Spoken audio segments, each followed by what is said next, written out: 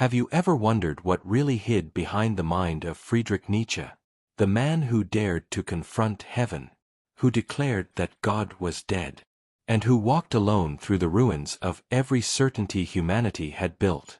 This is not the story of a madman. It is the story of a man who saw too much, a man who loved truth so deeply that it burned him from the inside out. The dark truth behind Nietzsche is not that he lost his mind, but that he found too much meaning, so much that the human heart could no longer contain it. He did not go mad because he denied God, but because he dared to look into the silence that remained after his death. And what he saw there was terrifying. A humanity still searching for salvation, but unable to see that it was looking in the wrong direction, upwards, when it should have been looking within. Nietzsche's life was a slow and luminous descent into the depths of existence. He was not trying to destroy faith. He was trying to free it from fear. Not trying to end morality, but to purify it of its hypocrisy. Not killing God, but asking, what happens to man when the sky goes silent? He discovered that behind every truth we call eternal, there is a secret, fear. Behind every morality, submission. Behind every ideal of purity, guilt. The dark truth of humanity, Nietzsche said, is that we built heaven out of fear of freedom. We created God not out of evil, but out of despair. Because the vastness of existence frightened us. We needed a meaning, a rule, a master, so we gave the infinite a name. And then we knelt before it. But Nietzsche refused to kneel. He stood before the abyss, looked at it without trembling, and whispered to the universe, I choose to dance. That was his greatest rebellion, to transform anguish into art, chaos into music, pain into power. He was not the destroyer of meaning. He was its rediscoverer. The dark truth behind Nietzsche is that he revealed the shadow behind every light, and still said yes to life. Nietzsche believed that humanity had been sleeping for centuries, dreaming of heavens, punishments, and eternal rewards. But now, he said, it was time to awaken, and awakening always hurts, because to awaken is to lose the illusions that kept us safe. He wanted to show us that truth is not a place to arrive at. It is a fire to walk through. And most people, fearing that fire, prefer the comfort of lies. Nietzsche walked through it. And he burned. He burned with ideas that shook the very foundations of the West. He burned with visions that the world was not ready to face. He burned because he refused to live half asleep. He wrote with blood. And thought with wounds. He walked alone, carrying the weight of a new world in his mind. And when his body could no longer hold that light, it shattered, like a vessel too small for the immensity it contained. The dark truth behind Nietzsche is that he did not go mad. He transcended the limits of sanity. He crossed a border where language dissolves and only the soul speaks. And from that threshold, he left us his testament, the call to become who we truly are. He said, man is something that must be overcome. But to overcome does not mean to destroy, it means to evolve, to rise beyond guilt, beyond dogma, beyond fear. Nietzsche believed that the greatest sin of mankind was not pride, but self-denial. By kneeling before the divine, man forgot that the divine was within him. He looked to the heavens and cried for meaning, when meaning was breathing through his own chest. That was Nietzsche's revelation, that the sacred is not in the stars. It is in the pulse of life itself. The dark truth is that the church, the morality, and the modern world all wanted order. But life is not orderly. Life is chaos, creation, explosion, transformation. And whoever tries to imprison life inside rules ends up killing its spirit. Nietzsche wanted to free that spirit. He wanted to awaken in every human being. The artist, the creator, the God asleep inside the flesh. He said that the world does not need salvation. It needs creation. That we do not need to be forgiven. We need to be reborn. His philosophy was not pessimism. It was courage. The courage to say yes to everything, even the unbearable. He called this courage amor fati, the love of fate. To love what happens, not as resignation, but as affirmation. To embrace the whole of existence, even its darkness, and to call it beautiful, because to love fate is to love life without conditions, and that, Nietzsche said, is the beginning of true divinity. But the world feared this freedom. They called him dangerous. They called him insane. They called him heretic, because a man who no longer needs salvation is a man no one can control. Nietzsche looked at the human soul and saw that its chains were made of words: good, evil, duty, truth, concepts that once guided us, but now imprison us. He broke them all, and from their ruins, he built a new language, the language of becoming. He believed that truth is not discovered. It is created, that there are no facts, only interpretations, and that life itself is the greatest art of interpretation ever written. The dark truth behind Nietzsche is that he did not want to destroy morality. He wanted to remind us that we invented it, and what is invented can be reinvented. He called humanity to the greatest task of all, to take responsibility for creation itself. He warned us that the modern world, in its obsession with reason and progress, was creating new idols, idols made not of gold, but of certainties. Science became the new God. Morality became the new church. And man, once again, knelt. Nietzsche's voice rose against this submission. He shouted to the centuries, "Do not seek the light outside. Become the light yourself." That is the dark truth. That no one is coming to save us. The only redemption possible is self-creation. Nietzsche's darkness was not evil. It was clarity. The clarity of a man who saw that the universe owes us nothing, and that this is not despair. It is freedom. Because when you stop expecting meaning from the sky, you begin to create it from the earth. He said, "The true man is the one who creates values." And this sentence changed everything, because it gave humanity back its divinity. We no longer need a heaven to justify our existence. We are the justification. We are the dream of the universe made conscious.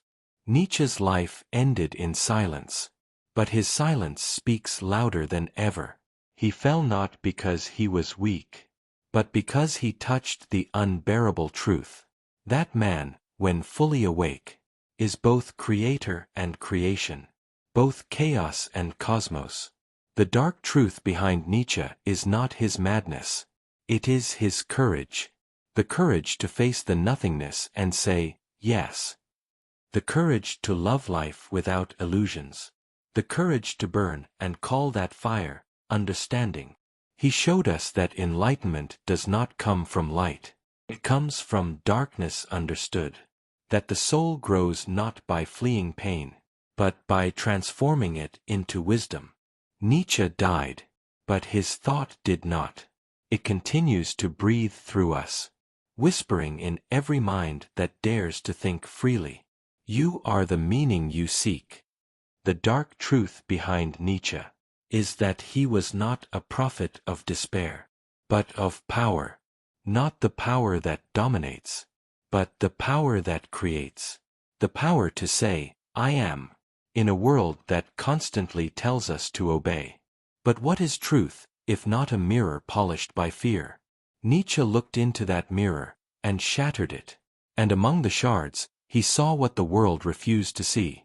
Truth is an abyss that stares back, and asks whether we have the courage to face it. For him, humanity's greatest mistake was believing that truth could be possessed. Truth cannot be owned, it must be lived. And for that reason, it wounds. Each time a man comes too close to it, something inside him unravels. Because truth, in its purest form, does not comfort. It does not save. It only reveals. Nietzsche understood too soon that truth does not set the weak free. It shatters them.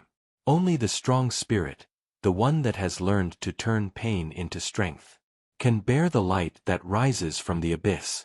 He wrote as one who bleeds. Thinking, for Nietzsche, was not a luxury, it was a sacrifice. The mind was the altar, and doubt the blade. With every sentence, he offered a piece of himself to the fire of lucidity. And that fire consumed him.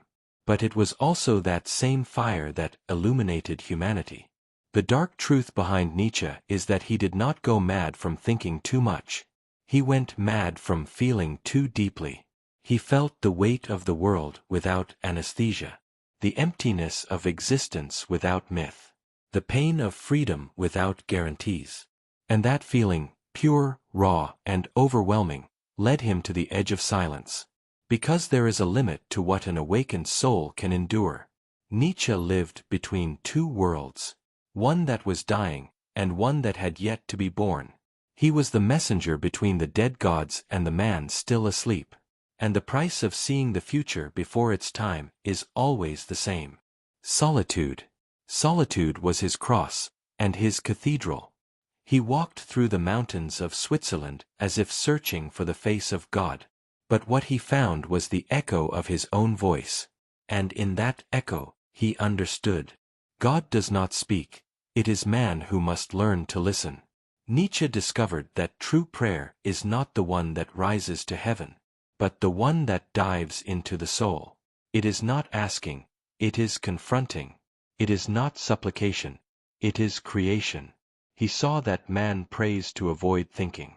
He believes to avoid feeling. He obeys to avoid choosing. And thus, he fell asleep in the illusions of spiritual comfort. But Nietzsche came to awaken the spirit. And awakening, like all birth, is painful. The dark truth behind Nietzsche is that awakening hurts.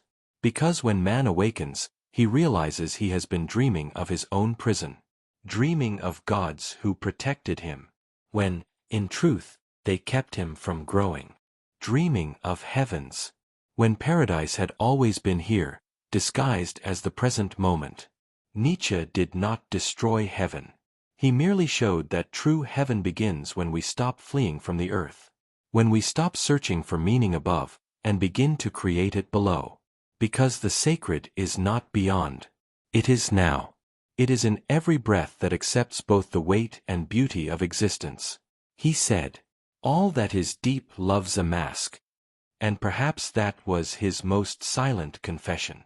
Nietzsche knew that truth is so devastating, that it must be spoken in poetry, so as not to kill the spirit of the listener. That is why he wrote in metaphors, because naked truth is intolerable. It must dance to be bearable. And his philosophy is that dance, between reason and delirium, between the sacred and the profane, between man and the abyss. What is darkest in Nietzsche is not his madness, but the lucidity the world refused to understand. The lucidity of one who realized that suffering is not punishment, but revelation. That chaos is not the enemy, but the origin. That pain is the price of creation. Nietzsche was not a destroyer, he was an alchemist. He turned suffering into wisdom, solitude into light, tragedy into beauty. He did not flee from hell, he descended into it to rescue the fire of life.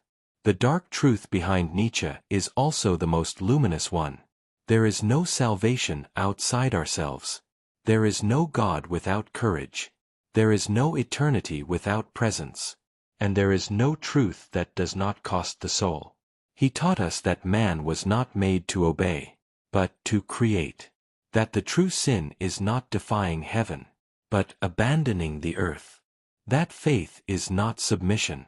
It is intensity, and that the true temple is not made of stone, but of flesh, where the spirit learns to dance. Nietzsche did not seek the divine in the heights, but in the human gesture that says yes to life, even when it hurts, even when it collapses, even when it seems meaningless. Because to say yes is the most sacred act that exists. And perhaps that is the truth that frightens the most. We do not need miracles to touch the infinite. We only need courage. The courage to look at the world without veils. The courage to love what is.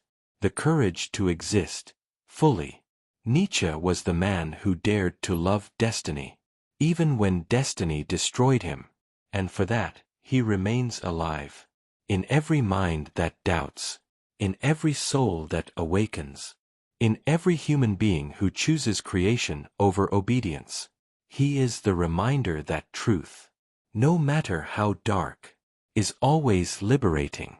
Because only those who walk through darkness discover the light the world has hidden. There comes a point where thought ceases to be idea and becomes vertigo. Nietzsche reached that point. He did not go mad. He crossed the border between the human and the absolute. What men call madness is often the price the soul pays for having seen too much. The mind that dares to see reality without veils inevitably fractures, because truth is heavy, and Nietzsche carried the weight of the entire world within his own consciousness. In his collapse, there was more lucidity than in 1,000 religions. When he embraced the horse in Turin, he did not surrender to madness.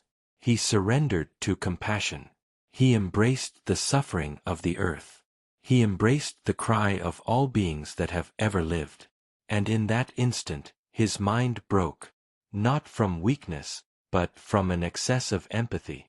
The man who spent his life denouncing false gods, in the end wept for all the wounded gods that man had created. And in the silence that followed, a new truth was born. Consciousness is not the opposite of pain. It is its culmination. Nietzsche was consumed by his own fire. But that fire was the same one he tried to ignite within us. The fire of awakening.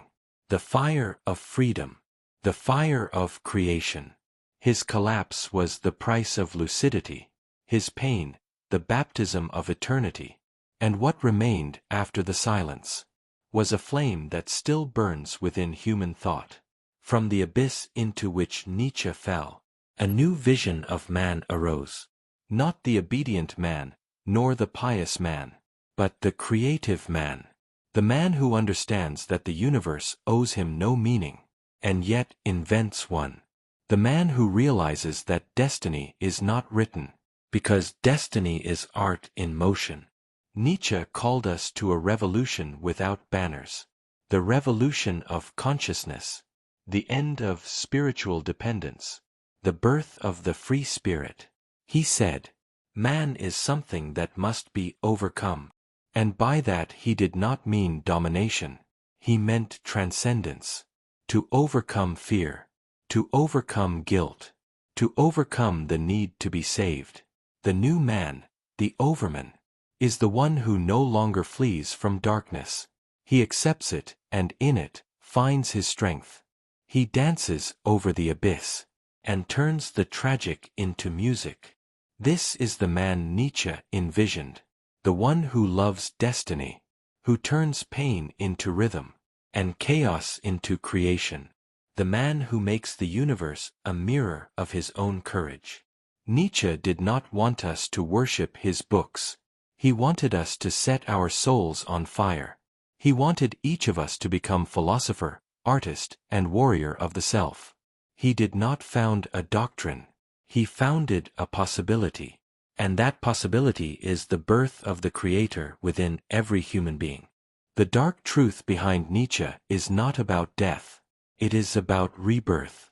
Not about the end of faith, but about the return of the sacred to the human heart. He showed that shadow is not the enemy of light. It is where light is born. That suffering is not punishment. It is initiation. That chaos is not the opposite of order.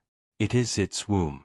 Nietzsche invites us to cross our inner hell, to find the forgotten paradise, not the one promised in books, but the one that awakens when man learns to love what is, to love life in its entirety, in laughter and in pain, in failure and in creation, in body and in spirit. A more fatty love of fate, to love the necessary, to love even the inevitable, to love the universe entirely, even when it challenges us, even when it breaks us apart. This is the highest point of Nietzschean wisdom. To love not to possess, but to understand. To love not to dominate, but to exist completely. And so, at the end of the journey, Nietzsche is not merely the man who revealed the dark truth. He is the man who turned shadow into light. Because only those who descend into the hell of their own being can ascend to the heaven of their own consciousness. He did not destroy God. He freed the divine from human chains, and showed that heaven is not above. It is within.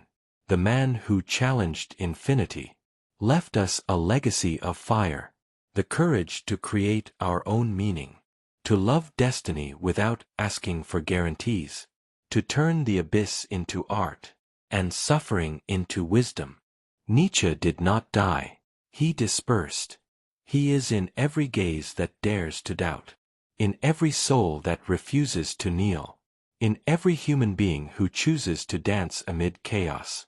And perhaps, in the end, the dark truth behind Nietzsche is also the most beautiful one.